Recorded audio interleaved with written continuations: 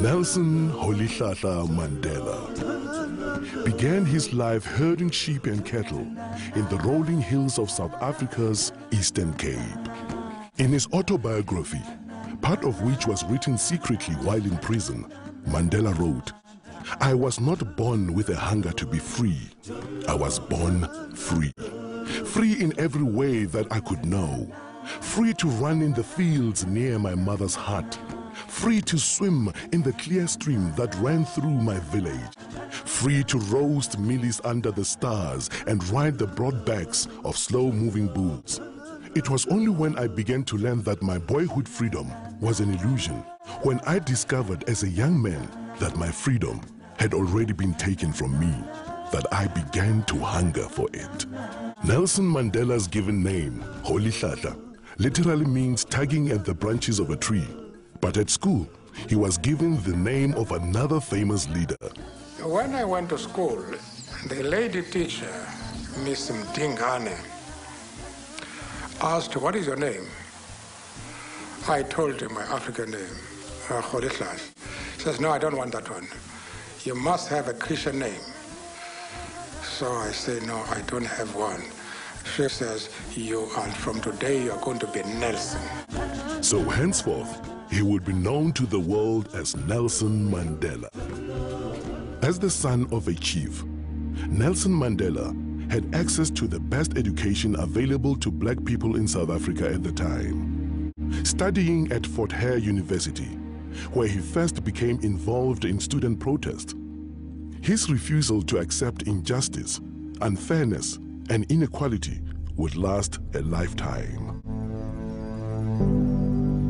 South Africa, 1941. In his early 20s, Nelson Mandela moved to Johannesburg, where he first encountered the racial discrimination that would later become entrenched in law by the apartheid government. Working on the mines and later as a clerk in a law firm, Mandela pursued his law studies and joined the African National Congress, the oldest black political organization in South Africa. It was when I came into the African National Congress that I realized that Xhosas are only a part of the African people. That the task of the ANC was to unite the African people and out of them build a nation. In 1948, the nationalist government was voted into power by the white electorate in South Africa, and the battle lines were clearly drawn.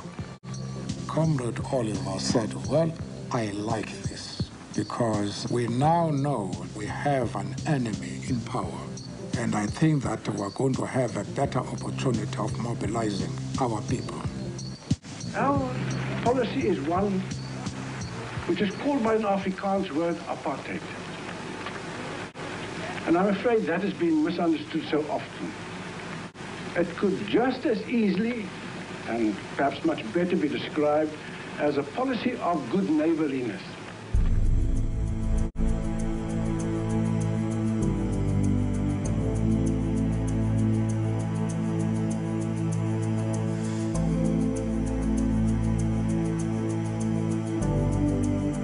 In 1955, the ANC and other organizations called upon people of all races to gather in Kliptown to approve the Freedom Charter, a blueprint for a free, democratic, and multiracial South Africa, in which all races would be treated equally. Nelson Mandela, one of the chief organizers of the gathering, was banned by the government from attending and was forced to watch proceedings from the sidelines. In 1956, the organizers of the Freedom Charter and other leaders in the Congress movement were charged with high treason. The trial was specifically designed to occupy the opposition and keep them out of politics. It dragged on for 4.5 years, and it would be another 40 years before the Freedom Charter finally bore fruit. South Africa, 1960, Sharpeville, a black township in the industrial area south of Johannesburg. A peaceful crowd gathered to protest against the pass laws. was shot at by police. 69 people died. The nationalist government imposed martial law. All opposition was banned and thousands were jailed. When it became clear that all means of peaceful negotiation had been exhausted, Mandela went underground to lead the armed struggle.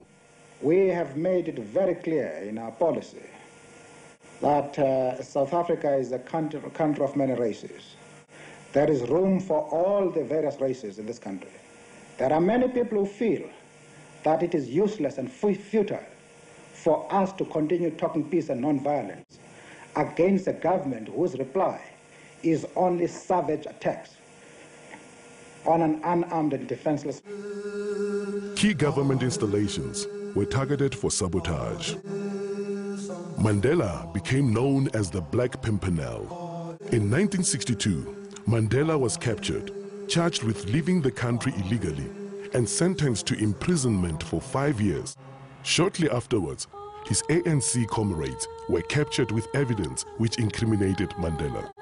He returned to court for the Rivonia trial, where he and 8 others faced a possible death penalty. The very speech which was made by Nelson consolidated the spirit of the people outside, because it was a defiant spirit. I have fought against white domination, and I have fought against black domination. I have cherished the idea of a democratic and free society in which all nations live together in harmony and with equal opportunities. It is an ideal which I hope to live for and to achieve. But if needs be, it is an ideal for which I am prepared to die. When Nelson Mandela and several of his colleagues were sentenced to life imprisonment in 1964, the political convicts were sent to Robben Island, the bleak island prison off the Western Cape Coast. Nelson Mandela was 45 years old when he became prisoner number 466 of 1964. He would be in his early 70s before he would again be a free man. Forced to perform futile hard labor in a lime quarry, the prisoners refused to be broken. Far from being diminished, Mandela's moral leadership and stature continued to grow while he was in prison. His young wife, Winnie, continued to be an inspiration to the struggle. That day is not far when we shall lead you to freedom. Amanda! Away to power to the people. But the struggle against apartheid would continue for another quarter century. While Nelson Mandela and his co-accused served life sentences on Robben Island, other leaders of all races and in all spheres campaigned for change. Many faced imprisonment or exile. And around the world, ordinary people showed their horror of apartheid and their support for the struggle. The purpose, friends, of this boycott is for the people of Britain to register on the widest possible scale their passionate protest against an evil and repulsive doctrine which says that a man's legal status, a man's political rights, a man's economic opportunities, a man's social position shall depend solely upon the color of his skin. But in 1976, Soweto school children marched in protest, and townships around the country erupted in violence. It was the beginning of the end for apartheid, but the struggle dragged on for more than a decade as the Afrikaner nationalist government clung to power. I've been lenient and patient. Don't push us too far. In the late 1980s, amid a tide of world pressure, the South African government was forced to accept the inevitable and began dismantling apartheid.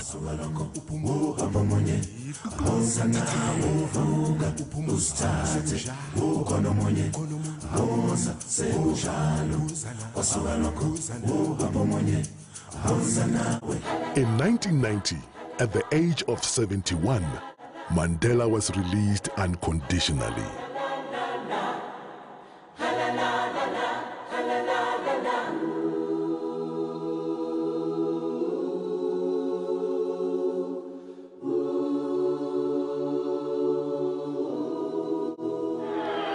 I stand here before you not as a prophet, but as a humble servant of you, the people. I place the remaining years of my life in your hands. After leading negotiations for a new South Africa, Nelson Mandela cast his vote in the first free and democratic elections and became the country's first black president. Never, never, and never again shall it be that this beautiful land will again experience the oppression of one by another.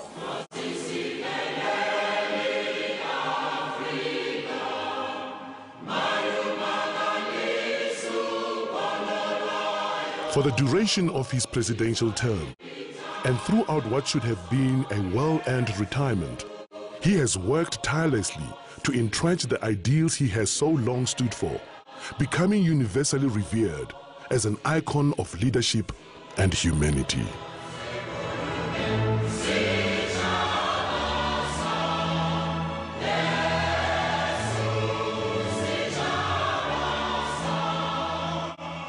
When I told one of my advisors a few months ago that I wanted to retire, he growled at me, "Goat, you are retired." If that is really the case, then I should say, I now announce that I'm retiring from retirement. But in his retirement from retirement, Nelson Mandela has continued to give his support and generosity in countless ways, creating an enduring legacy through the Nelson Mandela Foundation, the Nelson Mandela Children's Fund, the Mandela Rhodes Foundation, the Nelson Mandela Institute for Education and Rural Development, and the 46664 campaign. Through 46664, he continues to lend the full force of his extraordinary talent, intellect, and heart to a problem that faces not only his own country, but the world at large. Nelson Mandela, Madiba, we salute you.